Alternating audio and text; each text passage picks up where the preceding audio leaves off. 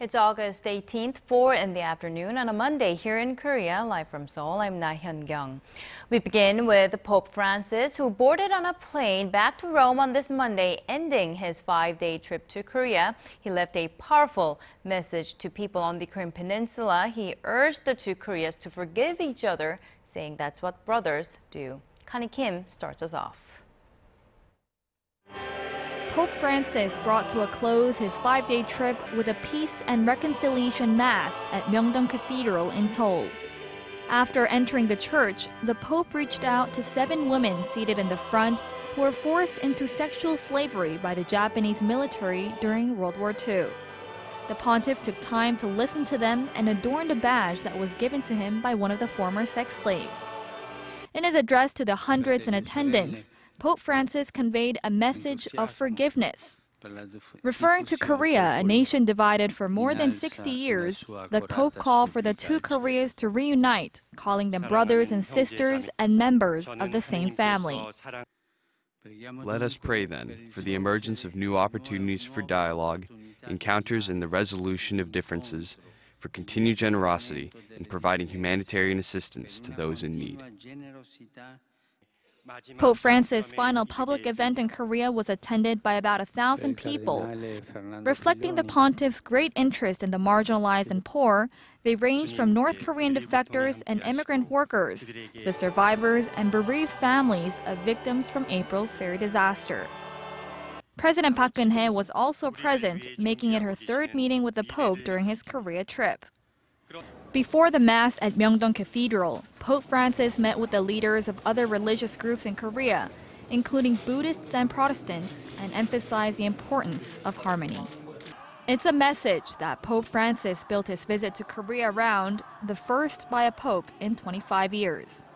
He made it a point to reach out to those who are suffering and whose voices have gone silent within society, calling for changes and compassion. Connie Kim, Arirang News. Now, Pope Francis is widely known for his love for people in need, hence the nickname the People's Pope. He gave blessings to many groups in Korea, but his care for one in particular was especially noteworthy. Park Ji-won reports. Despite his busy 5-day schedule in Korea, the Pope's special love and care for the bereaved families of April's Sewol ferry disaster was evident. His first encounter came last Friday in Daejeon, right before the Pope celebrated his first Mass with the Korean public. During the meeting, the families of the victims gave him a yellow ribbon, symbolizing the hope of the bereaved families, and the pontiff wore the ribbon right away. We were heartbroken and deeply hurt by the accident. I really wanted to say thanks to the Pope for meeting us. When I saw him wearing the yellow ribbon during the Mass, I was really surprised. I felt renewed strength to go down this difficult path. Pope Francis wrapped up the Mass with a special prayer for the victims. In the sinking of the Sewol ferry. On Saturday, during an open car parade before a beatification mass in Seoul's Gwanghwamun Square, Pope Francis got out of the car and walked towards family members where around 600 had been specially invited. He held hands with the father of a student victim who has been on hunger strike for about a month, urging the parliament to pass a special bill on the disaster to find out the exact cause of the sinking. The man gave the Pope a letter, and he put the letter into his pocket. And on Sunday, Pope Francis baptized another family member of the ferry victims, Lee Ho-jin, upon the request of Lee. It's extremely rare for the Pope to baptize a laity member, but the Pope Francis decided to do it to try and heal his wounded heart. The cross that Lee carried during a month-long pilgrimage over the country was delivered to the Pope, and he will take it back to the Vatican. The Pope's genuine listening not only consoled the hearts of the family members, but also the Korean public who witnessed his gentle love for the suffering families. Park Ji-won, Arirang News. And there was one community that was inspired by the Pope even before his arrival in Korea. It's not an overstatement to say that Korea saw a surge in arts and culture sparked by Pope Francis. Our Im Yoon-hee has a closer look. Pope Francis held his first papal mass in Korea last Friday in the central city of Daejeon. The day featured a message from the Pope, and some of Korea's top stars contributed as well. Grammy Award-winning soprano Sumi Jo moved the crowds with her voice at the Mass.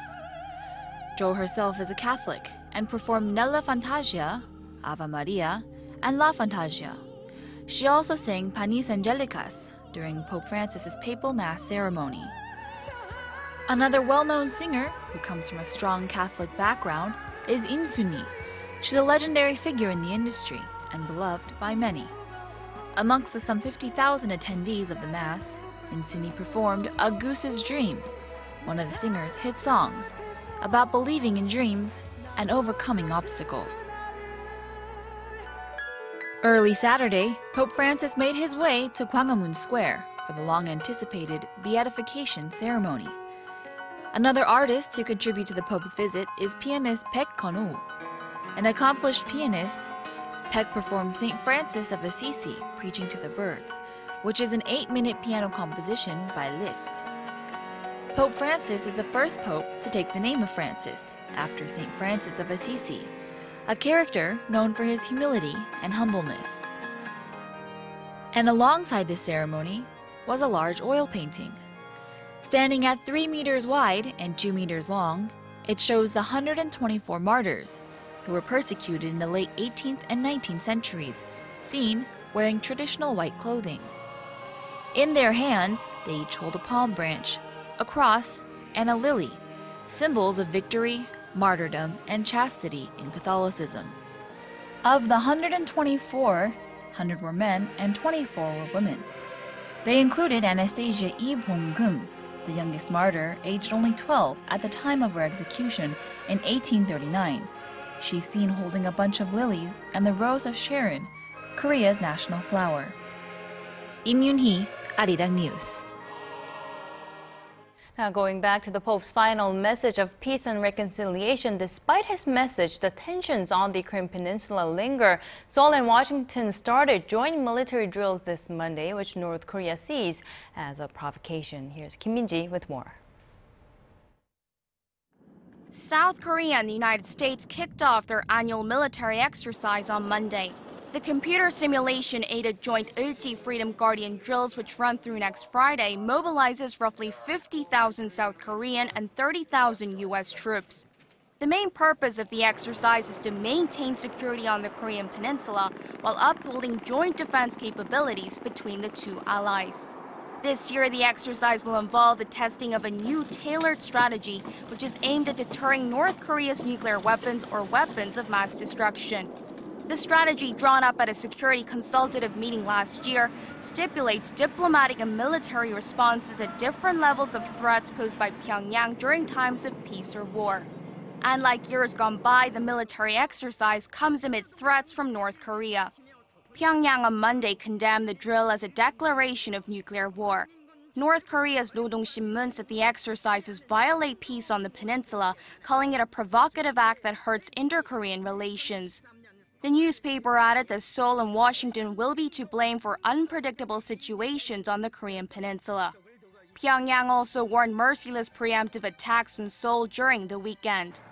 The North has long denounced the exercise as a rehearsal for war against Pyongyang, while Seoul insists the drills are defensive in nature.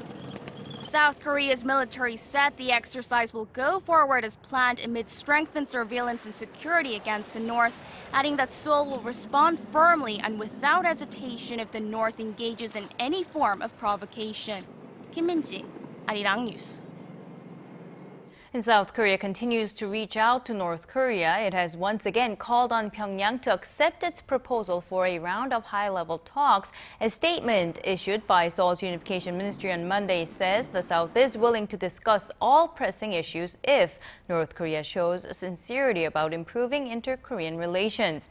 This means the two Koreas could discuss a possible lifting of South Korean economic sanctions against North Korea and the resumption of South Korean tours to Mount Kumgang. Last week, Seoul offered to hold high-level talks on August 19th, that's tomorrow, but said the date could be rescheduled upon Pyongyang's request. With Seoul and Tokyo expected to hold another round of talks on the issue of Japan's wartime sex slavery later this month, Korea's foreign ministry has set up a task force to deal with historical issues regarding Japan.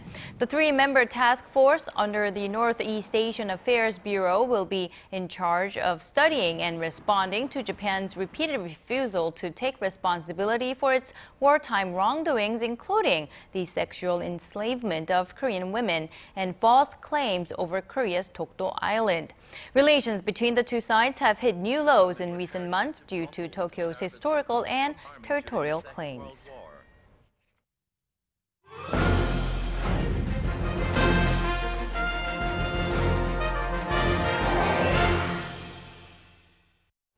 Now, in today's Industry Insight, we are going to talk about fast fashion brands, officially called SPA brands. Korean companies are considered latecomers to the industry, but that hasn't tamped down their big aspirations. Connie Lee has more on this. Connie. Simply put, SPA brands sell trendy items at competitive prices. Currently, these SPA brands, or fast fashion brands here in Korea, take up about 8% of the fashion industry, but with the potential to grow even more. Now, the top three biggest SPA brands are Uniqlo, Zara, and H&M, which saw some record-breaking sales last year. Now, data shows that the total sales of the top three brands last year topped 1 trillion won, or more than $980 million US. Now, that number is up nearly 31% from the year before. But despite the tight competition, the local SPA brands are fighting on to rival their successful foreign counterparts in Korea, as they also try to expand globally. Here's a closer look. They are the so-called fast fashion brands, or SPA brands, easily seen in Seoul's busy shopping districts. Over the past couple of years in Korea, there's been a growing demand for these SPA brands, with both foreign and domestic firms flooding the streets here in Korea. I like these kinds of brands because their prices are reasonable and they have styles that are liked by most people. SPA, short for Specialty Retailer of Private Label Apparel, had a market worth of about 500 billion won in the Korean market back in 2008, but has since grown to about 3 trillion won, or about $2.8 billion US in 2013. The SPA brands are changing the paradigm of the fashion industry in Korea. Before, we saw brands more focused on their brand image, but now it's about the retail store's image and how to meet the exact demands of its customers. SPA brands do it all, from design to manufacturing and retailing. Thus, the prices are lower and new items can be produced at a faster rate. For many of these retail stores of SPA brands, there are new products that come in almost weekly. And for this store, apparently there are new products that are delivered every day. Currently, the three biggest SPA brands in Korea are not homemade. They are Japan's Uniqlo, one of the first SPA brands to enter Korea in 2005, and Spain's Zara, and Sweden's H&M. The local brands, which are latecomers to the SPA world, however, are not afraid to join in on the competition. Retail conglomerate Elan Group, which introduced Korea's first SPA brand called Sewol in 2009, currently has more than 10 such brands under its belt. Their aim is global expansion, first by conquering Asia. We found success with our first stores abroad in China and Japan, so we now plan to increase the number of our SPA brand stores in China to 50 next year. We have an edge over our foreign competitors because we design and produce according to the specific tastes of our Asian consumers. And back in Korea, the already diluted market of SPA brands is still vied by newcomers from abroad. Canadian label Joe Fresh was recently introduced, and the UK's popular Topshop are apparently eyeing the market. Global companies could see Korea as a test market, as Korean consumers are now recognized as trendsetters and fast adapters. Connie Lee, Arirang News.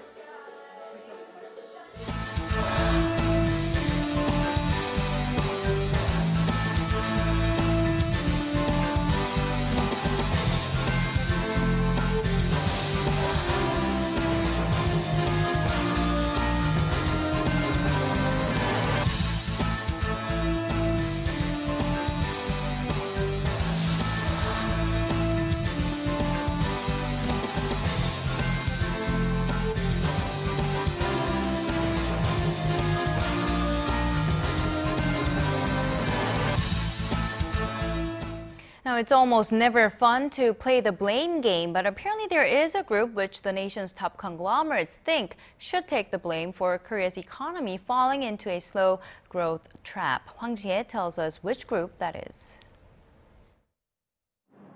A new survey suggests Korea's legislative branches to blame for the stall in government efforts to spur growth.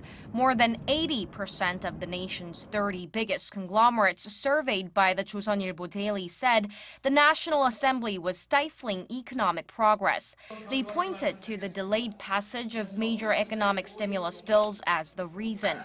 More than half of the companies said they would expand investments and hire more employees once the related legislation passes. Earlier this month, Finance Minister Choi Kyung-hwan urged the parliament to pass 30 long-pending stimulus bills as soon as possible. 19 of them have been awaiting approval by the National Assembly for more than a year now. After Finance Minister Choi took office in mid-July, the government laid out a set of aggressive stimulus measures expressing concerns about the possibility of a long, slow growth trend resembling that of Japan. If the bills aren't passed soon, experts are concerned the golden time to maintain recovery momentum could be missed. Hwang Ji-hye, Arirang News.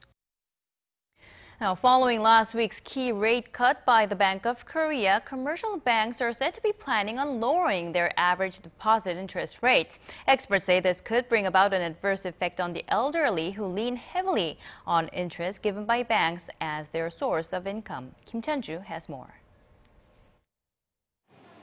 These days, it's considered almost impossible to save a decent amount of money from the interest given by local banks.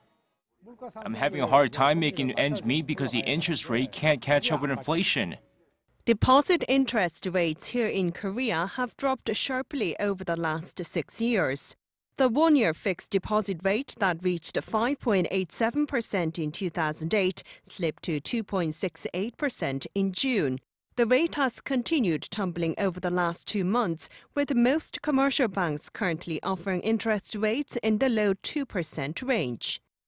But experts predict they'll go down even further after the Bank of Korea cut the benchmark interest rate by 0.25 percentage point to 2.25% last week. They say it might not be long before interest rates are in the 1% range, since the local economy is not showing strong enough signs of improvement. We'll closely monitor the effects of the rate cut and come up with appropriate measures to deal with changes to consumer behavior and household debt. Japan already experienced a similar situation and entered an ultra-low interest rate era a long time ago. Its 1 to 3 year fixed deposit rate averaged just 0.35% at its highest. The elderly suffered the most since many of them live off the interest on their savings. Local economists say Korea should come up with countermeasures such as raising pensions if it wants to avoid social and economic problems stemming from low interest. Kim Chan-ju, Arirang News. Now, on the other hand, though, debt holders welcome the central bank's rate cut. The Financial Supervisory Service expects households and companies to pay around $1.8 billion less in interest payments annually as a result. Now, moving on to some health news. The summer is almost over, but you still may be at the risk of dehydration if you are relatively active and spend a good amount of time outdoors. Experts always advise people to drink enough water, but how can we make a habit of that? Son Jung-in has some answers.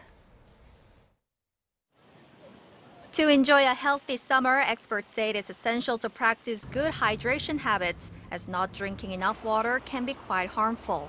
Paying attention to hydration during summer is going to enable you to enjoy a summer without feeling too fatigued. Certain fruits and vegetables can fulfill your fluid requirements, but 80% of your hydration comes from the water and other beverages.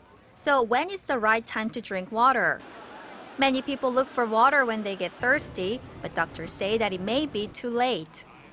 You want to outpace your thirst. You do not want to get thirsty. When you're thirsty, you're already mildly dehydrated. Experts say it is important to keep a bottle of water within reach at all times.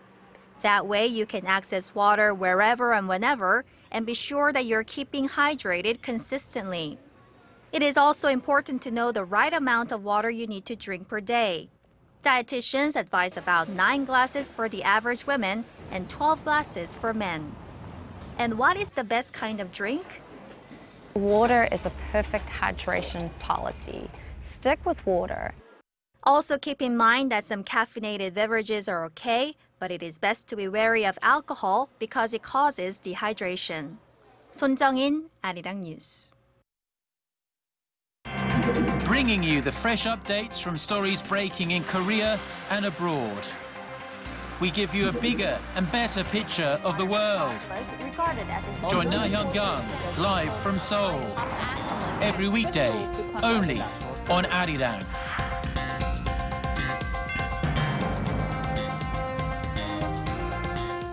Now, protesters and police in the U.S. state of Missouri, gripped by racial tensions, have reportedly been involved in more violent clashes. A curfew is currently in effect for a second day. And earlier in the evening, Sunday local time, several tear gas canisters were thrown in multiple directions at a major intersection where crowds had gathered to protest what they perceive as racially motivated police violence.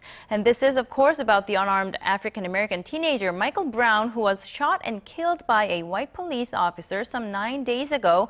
Brown's family attorney says a private autopsy shows the teen was shot at least 6 times, including twice in the head. Local police held a press briefing about an hour ago, saying they had to use force to protect the people and property. Missouri governor has apparently signed executive order deploying U.S. National Guard troops to Ferguson. As many as 30 patients under observation for Ebola were reported to have fled a quarantine center in Liberia as it was being attacked, but there are now conflicting reports on the figure, as a senior health officials said all the patients were moved to another medical facility. Saturday evening local time, that is, and looters reportedly called Ebola a hoax as they took medical equipment from the center, likely infected with the contagion, raising concerns of an expanded infection risk. Liberia has seen a growing number of Ebola cases. The latest WHO update said 116 new cases were registered between Tuesday and Wednesday of last week. The latest development is seen as a huge setback in the struggle to contain the Ebola outbreak, which has killed more than 1,000 people in West Africa so far.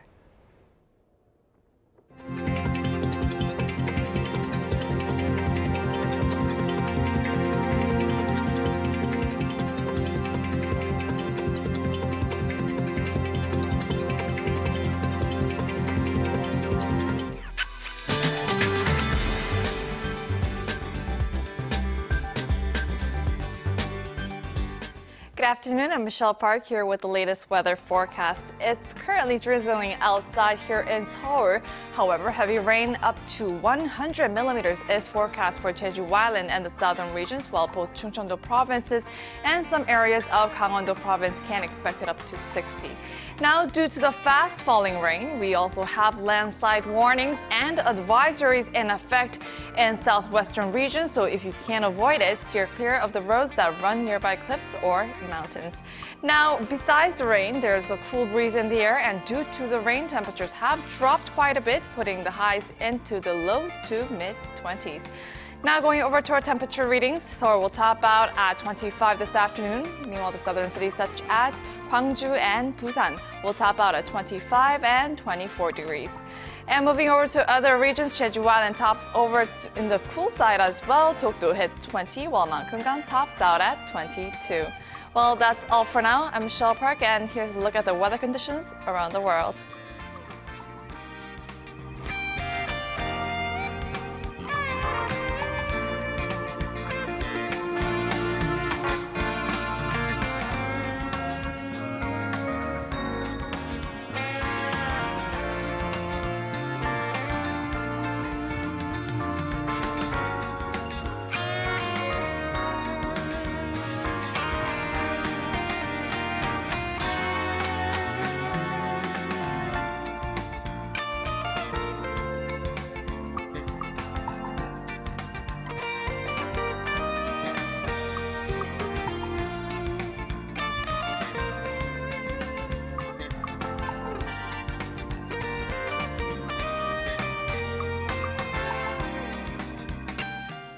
And that's all we have for you now. Thank you for watching. I'll be back with more at 6 p.m. Korea time.